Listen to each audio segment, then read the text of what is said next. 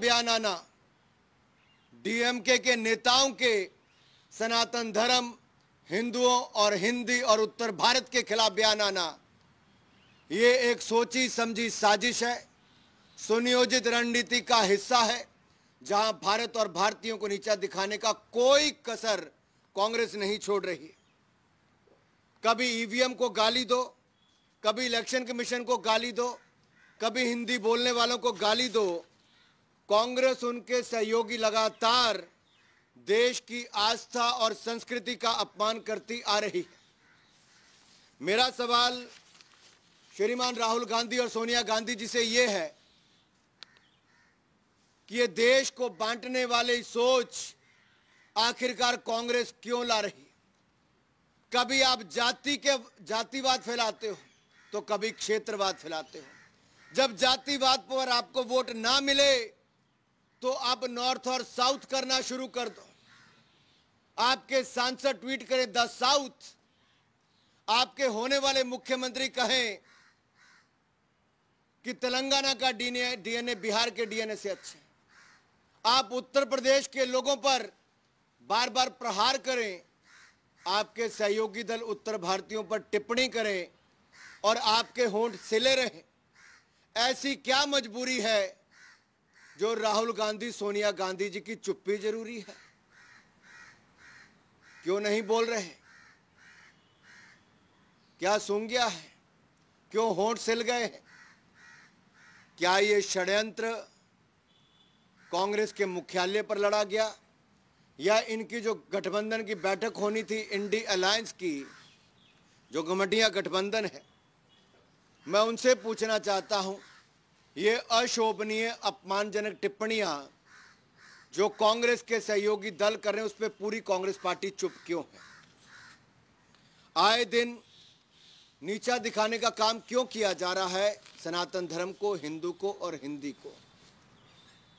कन्हैया लाल का सिर कटने के बाद धड़ से, उसके बावजूद राहुल गांधी चुप क्यों रहे?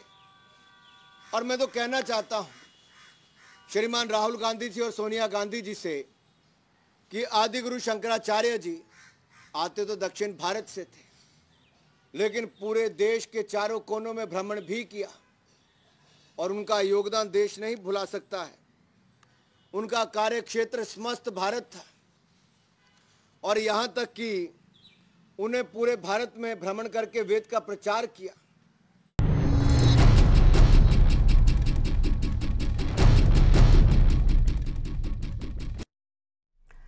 नमस्कार, बुलेटिन में आप सभी का बहुत स्वागत है। आपके साथ मैं हूं नलिनी पांडे। अयोध्या में विवादित ढांचा गिरने की आज 31वीं बरसी है। इसको लेकर उत्तर प्रदेश में हाई अलर्ट जारी हो चुका है और इसको लेकर रामनगरी अयोध्या में भी सुरक्षा काफी ज्यादा कड़ी कर दी गई है। जगह जगह भारी पुलिस फोर्स तैनात किए गए हैं। रामनगरी में प्रवेश द्वारों पर सुरक्षा बढ़ाई गई। 4 पहिया और 2 पहिया गाड़ियों की तलाशी हो रही है। आपको बता दें 6 दिसंबर 1992 को अयोध्या में विवादित ढांचे को तोड़ा गया था। हिंदू समाज आज का दिन शौर्य दिवस के रूप में मनाता है, वहीं मुस्लिम समाज यौम गम मनाता है।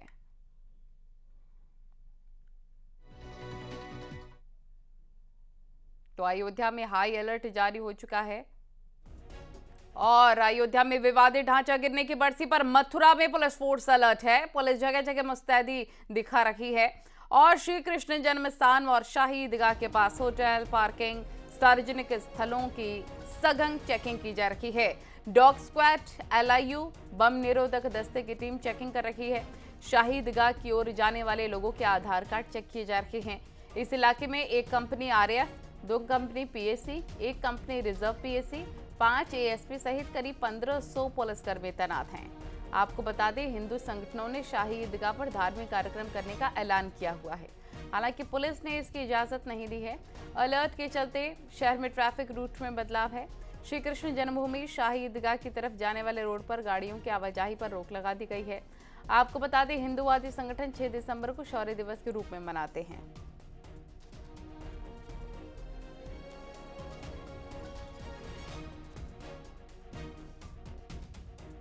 इस संबंध में पूरे मथुरा शहर को 2 जोन और 7 सेक्टर में बांट के ड्यूटियां लगाई गई हैं। जोन के प्रभारी एडिशनल एसपी हैं और सेक्टर के प्रभारी डिप्टी एसपी लगाए गए हैं। पुलिस मुख्यालय द्वारा हम लोगों को 2 कंपनी पीएसी और 1 कंपनी पैरामिलिट्री फोर्स भी उपलब्ध कराई गई है, जिनकी भी ड्यूटियां पॉइंटवार लगवाई गई हैं। सिविल पुलिस के करीब 500 से ज़्यादा पुलिसकर्मी डिप्लॉय हैं, जो विभिन्न चौराहों पर, तिराहों पर पिकेट ड्यूटी, बैरियर्स पे ड्यूटी और इस कैंपस की तरफ आने वाले हर उस पॉइंट पे ड्यूटी लगी है जहां से कोई व्यक्ति आ रहा हो। तो हमारे 2 सहयोगी हमारे साथ जुड़ गए हैं। सबसे पहले निमिष का रुख करेंगे, अयोध्या से हमारे सहयोगी जुड़े हैं। वहां पर हाई अलर्ट को लेकर, सुरक्षा व्यवस्था को लेकर कैसे इंतजाम किए गए हैं आज के दिन को लेकर निमिष?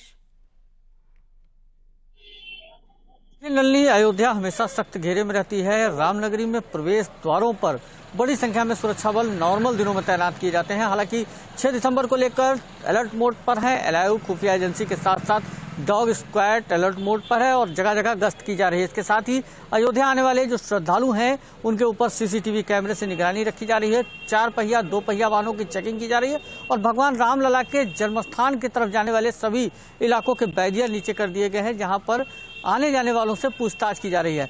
6 दिसंबर 1992 को विवादित ढांचे का विध्वंस हुआ था, जिसके बाद से अयोध्या में शौर्य दिवस हिंदू पक्ष के द्वारा मनाया जाता था और मुस्लिम पक्ष यौम गम मनाता था। हम जिस जगह मौजूद हैं वो इकबाल अंसारी साहब का घर है। अब इस जगह पर आज किसी भी तरीके का आयोजन नहीं किया जा रहा है। इन्होंने साफ कहा है कि हिंदू मुस्लिम एकता के सौहार्द को देखते हुए अब हम संविधान पर विश्वास रखते हैं और अब किसी भी तरीके का यौम गम मनाने की आवश्यकता नहीं है। हमारे साथ खुद इकबाल साहब हैं, इनसे पूछते हैं। इकबाल साहब, आज 6 दिसंबर है 1992 की घटना से आज 31 वर्ष आगे हम लोग निकल चुके हैं। आज आपके यहाँ किसी तरीके का धार्मिक अनुष्ठान या आयोजन जो भी होता हो वो नहीं है, क्यों? देखिए, सवाल जो है बाबरी मस्जिद का है। सुप्रीम कोर्ट ने फैसला किया, हमने कोर्ट का सम्मान किया। जितने भी आयोजन जो है होते रहे उसको हम लोगों ने खत्म कर दिया क्योंकि हमारे कुरान खानी की जाती थी, तो कोई धार्मिक अनुष्ठान होता था? देखिए, कुरान खानी तो ये हमारा धार्मिक कार्यक्रम है, ये जो है कभी भी जो है किया जा सकता है। लेकिन आज के जो है मौके पे लोग जो है पहले करते रहे, आज भी करते हैं, तो इससे राजनीति से कोई लेना देना नहीं है। अब हम लोग जो यही चाहते हैं कि कोर्ट ने फैसला कर दिया, मंदिर का काम शुरू है और सब लोग मिल करके, हिंदू मुस्लिम सिख ईसाई सब मिल करके मंदिर का सहयोग करें, पूजा पाठ करें और स्वयं साक्षात भगवान रामलला विराजमान है, लोग उनके पास जाएं और अपनी जो है जो कुछ भी उनके मन में है, लोग वहाँ जो है कि मन्नत मांगे और उनकी पूरी जो है पूरा होना है उनको।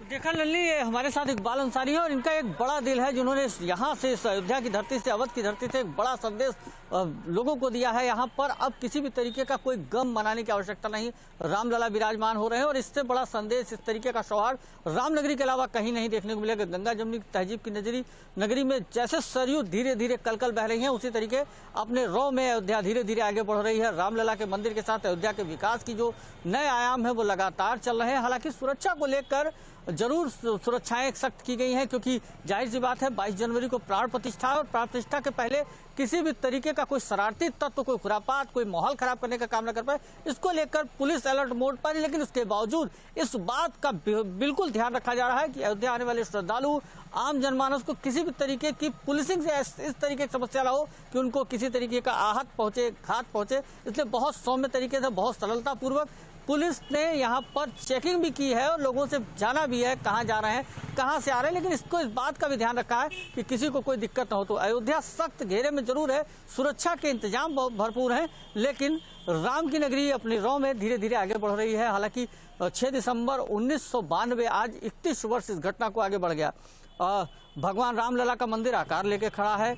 मुस्लिम पक्ष के द्वारा जो 5 एकड़ की जमीन है वहां पर भी जल्द ही मस्जिद का निर्माण भी शुरू होगा। लेकिन इसके पहले अब मंदिर मस्जिद के विवाद से दूर निकलकर राम की नगरी मथुरा का भी रुख कर लेते हैं। नितिन हमारे सहयोगी वहां से जुड़े हुए। नितिन, बताया जा रहा है कि मथुरा में तो अलर्ट है ही, लेकिन कई जगह रूट भी डाइवर्ट किए गए हैं, क्या जानकारी आपके पास?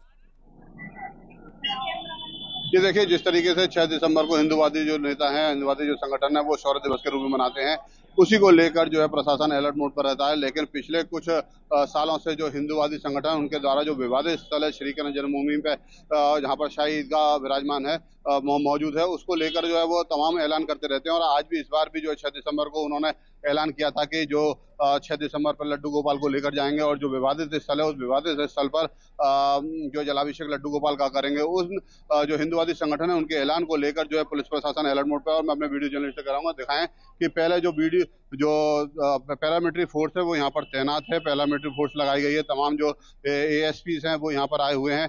ASPs के साथ साथ यहाँ पर डॉग स्क्वाड है। अगर हम बात करें तो डॉग स्क्वाड के साथ साथ जो LIS के कर्मी हैं वो यहाँ पर मौजूद हैं।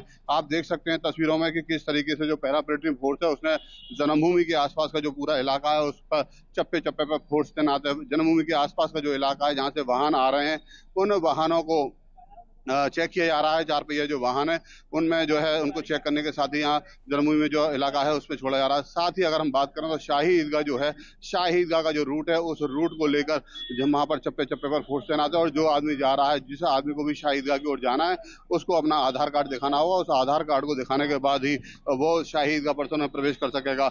हमारे साथ CO सिटी मौजूद हैं जो लगातार इस चप्पे चप्पे पर नजर रखे हुए। उनसे हम बात करेंगे कि सर किस तरह की सुरक्षा व्यवस्था? सुरक्षा जैसे कि 2 जोन और 7 सेक्टर्स में हमने बांटा है पूरे शहर को। सभी इम्पोर्टेंट पॉइंट्स पे ड्यूटीज लगाई गई हैं। सभी उच्चाधिकारी लगातार भ्रमणशील रह करके स्थिति का जायजा ले रहे हैं और ट्रैफिक का भी स्मूथ फ्लो मेंटेन रहे इसके लिए भी ड्यूटीज लगाई गई हैं। सर हिंदूवादी संगठन ने ऐलान किया था, उस ऐलान को लेकर क्या स्थिति है? कितने लोग गिरफ्तार किए गए या हिरासत में लिए गए? देखिए, जैसा कि उच्च अधिकारियों ने पहले भी स्पष्ट किया था, कोई भी गैर परंपरागत आयोजन नहीं होने दिया जाएगा। लेकिन जो दर्शन, पूजन, मंदिर और बाकी एक्टिविटीज हैं नॉर्मली वो चलती रहेंगी, उसके लिए पुलिस फैसिलिटेट करेगी। गैर परंपरागत आयोजन के लिए पहले भी स्पष्ट बताया गया। तो आपसे CO सिटी अभिषेक तिवारी, उनका साफ कहना है कि जो गैर परंपरागत आयोजन है उनको कोई अनुमति नहीं दी जाएगी और उसको लेकर पूरी सतर्कता बरती जा रही है। जी, आप सभी का बहुत शुक्रिया तमाम जानकारी साझा करने के लिए निमिष और नितिन। आगे बढ़ते बड़ी खबर लखनऊ से आपको बता दें 108 मदरसों में विदेशी फंडिंग के सबूत मिले हैं। SIT जांच में विदेशी फंडिंग के सबूत मिले। यूपी नेपाल सीमा पर मौजूद मदरसों को विदेशी फंडिंग, मदरसों को खाड़ी देशों से हुई बड़ी फंडिंग। 150 करोड़ रुपए विदेशी फंडिंग की खबर है। शिक्षा के प्रचार प्रसार के नाम पर यह रकम भेजी गई। पैसों का इस्तेमाल कहां हुआ, अब SIT इसकी जांच कर रही है। खुफिया एजेंसियों की भी मदद SIT ले रखी है। प्रदेश के अल्पसंख्यक कल्याण विभाग ने मदरसों में विदेशी फंडिंग की जांच के लिए गृह विभाग को पत्र लिखा था।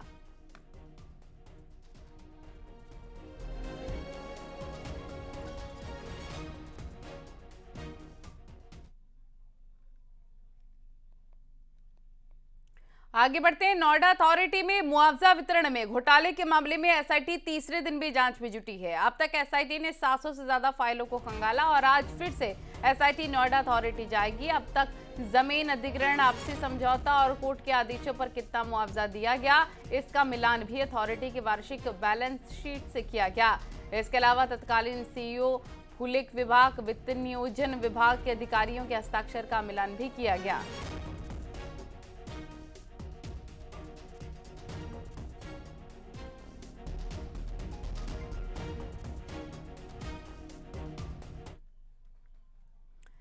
कुशीनगर में संदिग्ध हालत में झोपड़ी में आग लग गई। आग लगने से झोपड़ी जलकर पूरी तरह से राख हो गई। पीड़ित ने गांव के दबंगों पर आग लगाने का आरोप लगाया है। अहिरौली बाजार थाना क्षेत्र का यह पूरा मामला।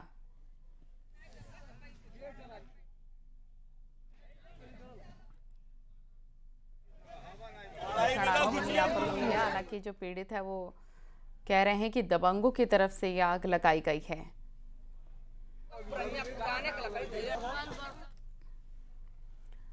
बुलंदशहर में पहासू पुलिस और स्वॉट की बाइक सवार बदमाशों से मुठभेड़ हो गई। मुठभेड़ के दौरान पुलिस की गोली लगने से शातिर बदमाश नदीम घायल हो गया है। घायल नदीम को जिला अस्पताल में भर्ती कराया गया है। उसके पास से तमंचा, जिंदा कारतूस खोखा बरामद हो गए हैं। पुलिस के मुताबिक नदीम के ऊपर आधा दर्जन से अधिक आपराधिक मुकदमे दर्ज हैं।